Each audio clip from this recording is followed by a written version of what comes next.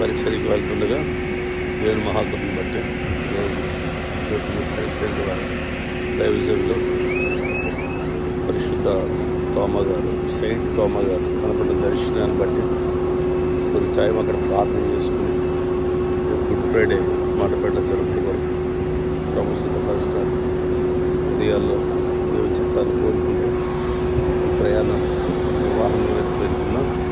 ప్రత్యేకంగా దర్శనం కొరకు కూడా ఈ ప్రయాణం చేస్తుండగా మీరందరూ ప్రార్థించండి. ఒక ఉద్యమం రావాలి, మొత్తం మతం ఆగిపోవాలి, దైవ సన్నిధి మాత్రమే ప్రజలకు కనపడాలి.